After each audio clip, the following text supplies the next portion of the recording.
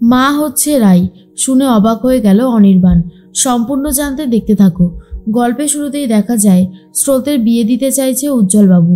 নিজেরই বন্ধুর ছেলের সাথে বিয়েটা দেবে স্রোতের। আর স্রোত তখন বলে, না না আঙ্কেল, আমি এখন বিয়ে করব না, আমি এখন বিয়ে করতে চাই না। উজ্জ্বলবাবু বলে, এরকম বললে কি করে হবে? আর তাছাড়া আমি তো তোর সাথে আছি, যা যা সাহায্য লাগবে সব সাহায্য আমি করে দেব, তুই এসব নিয়ে একদম ভাবিস না।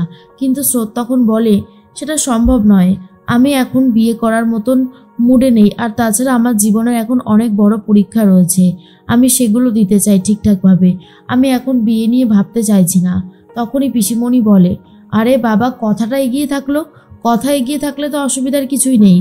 আমি বলি কি, দাদা যেটা বলছে সেটা শোনো, ভুল কিছু হবে না। এর মধ্যেই সার্থক খাওয়া বন্ধ করে দিয়েছে। সার্থক তখন স্রোতের দিকে তাকিয়ে বলে, খুব তো মজা হচ্ছে তাই না? বিয়ে করবে, বিদেশে চলে যাবে, তোমাদের মতন মেয়ের না মেডিকেল পড়ারই কোনো দরকার নেই। তখনই স্রোত বলে, অদ্ভুত তো, আমি কোথায় বললাম? আপনার এত বেশি রাগ হচ্ছে কেন? আমি তো কিছু বলিনি, যা বললেন স্যারই তো বললেন, তাই না? আর দেখো আঙ্কেল, আমি সব কিছু বলতে পারবো না, আমার পক্ষে সম্ভব নয়। তখনই সার্থক বলে, আমি আর খাবো না। উজ্জ্বলবাবু বলে, কেন খাবি না কেন? আরে বাবা বস, খেয়ে নে। সার্থক বলে, খাবো কি? এই সব কটা তরকারি নুনে পোড়া, আমার আর ভালো লাগছে না খেতে। উজ্জ্বলবাবু বলে, স্রোত, সব কটা তরকারি কি নুনে পোড়া? স্রোত তখন বলে, না আমার কিন্তু সেটা একদমই মনে হলো না, আমার কাছে তো ঠিকই লাগছে।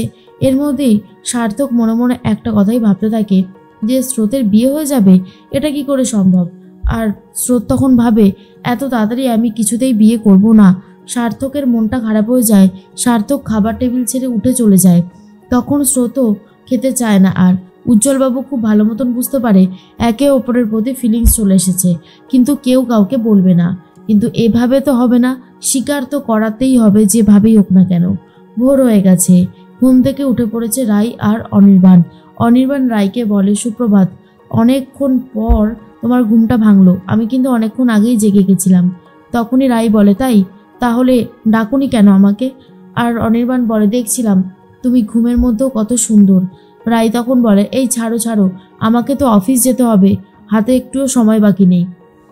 অনির্বাণ বলে, আরে বাবা তুমি এত ব্যস্তই বা হচ্ছ কেন, একটু পরে না হয় যেও। তখনই রাই বলে, আরে বাবা আমাকে এখন যেতেই হবে। অনির্বাণ বলে, ছুটির অ্যাপ্লাই করো, আমরা তো হানিমুনেই গেলাম না। কোথায় যাবে? দীঘা নাকি পুরী, আর নাকি পাহাড়ে, কোনটা? তখনই রাই বলে, আমি জানি না কোথায় যাব। অনির্বাণ বলে, সেটা বললে তো হবে না, এমন একটা রুম নেব না যেখান থেকে সমুদ্র বা পাহাড়, মানে যেখানেই থাকি না কেন সেটাই দেখা যাবে। এর মধ্যেই রাই তো উঠে তাড়াতাড়ি করে অফিসের জন্য রেডি হতে থাকে। অন্যদিকে স্রোতের মনটা খুব একটা ভালো নেই। স্রোত তখন ভাবে, কি করব? আমার কি বিয়ে করাটা উচিত হবে? না না, আমি এখন বিয়ে করতে পারবো না, আমি কোনোভাবেই এখন বিয়ে করব না। আমাকে আরও পড়াশোনা করতে হবে। আমি বিয়ের দিকে মন দিলে আমার কেরিয়ারটা নষ্ট হয়ে যাবে, আর আমি সেটা কোনোভাবেই হতে দিতে পারবো না। আমি তো নিজের জন্য লড়াইটা চালিয়ে যাচ্ছি, আমাকে লড়াইটা করেই যেতে হবে যেভাবেই হোক না কেন। এর মধ্যেই সার্থক অন্যদিকে স্রোতের কথাই ভাবতে থাকে আর ভাবে, বাবা স্রোতের বিয়ে দিয়ে দেবে, এটাই মেনে নিতে আমার এত কষ্ট হচ্ছে কেন? আমি তো সেটাই বুঝতে পারছি না। এর মধ্যেই অনির্বাণ বলে, তাহলে এত তাড়াতাড়ি রেডি হয়ে নিলে? পারোও বটে, ঝপঝপ করে রেডি হয়ে নিলে, তাই না? বলছিলাম তুমি কিন্তু আজকে গিয়ে ছুটির অ্যাপ্লাইটা করবে, আমি জানি না।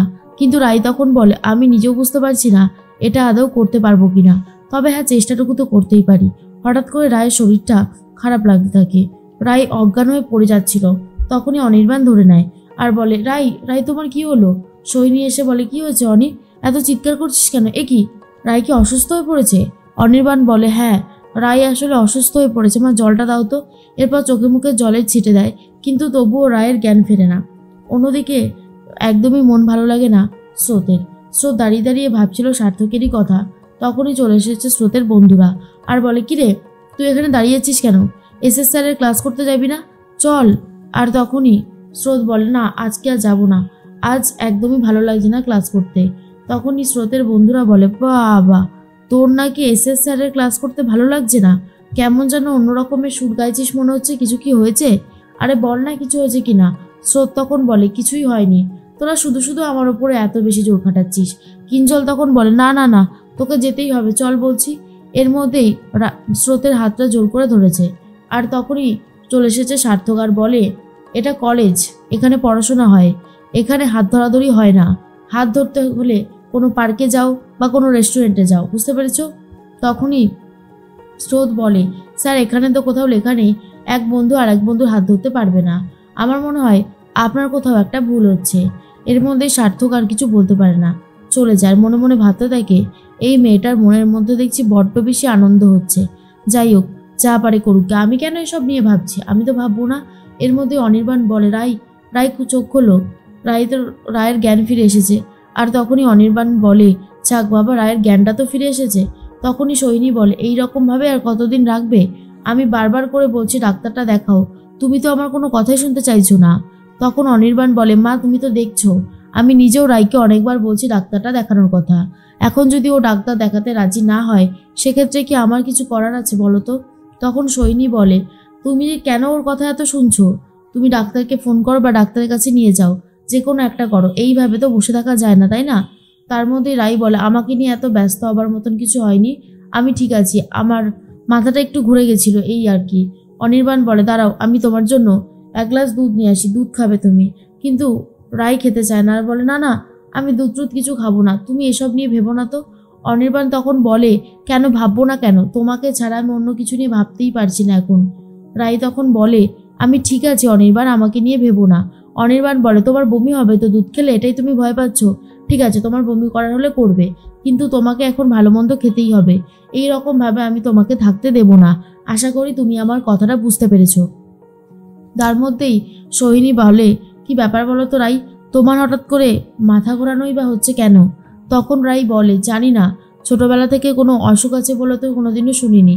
কেন এরকম হচ্ছে সেটা তো আমিও জানি না। তবে ছোটবেলায় আমাদের এরকম অনেক কিছুই হতো, আমরা ডাক্তার দেখাতাম না, কারণ জ্বর সর্দি কাশি এগুলো লেগেই থাকতো। আর আমাদের মধ্যবিত্ত ফ্যামিলি, এত পয়সা কোথায় যে ঘন ঘন ডাক্তার দেখাবো? সোহিনী তখন বলে, সেটা তো বুঝলাম, কিন্তু ছোটবেলার সেই শরীর খারাপ আর বড়বেলার এই যে শরীর খারাপটা হয়েছে, এটার মধ্যে আকাশ পাতাল পার্থক্য আছে, বুঝলে? যাই হোক, তুমি বুঝতে পারবে কিনা জানি না, তবে আশা করছি যত তাড়াতাড়ি সম্ভব তুমি ডাক্তারের কাছে যাবে আর ক্লিয়ার হবে যে তোমার ঠিক কী হয়েছে, কেন এইভাবে তোমার মাথাটা ঘুরতে থাকে, সেটা আমাদেরও জানতে হবে। তখনই অনির্বাণ বলে, নাও দুধটা খেয়ে নাও তো।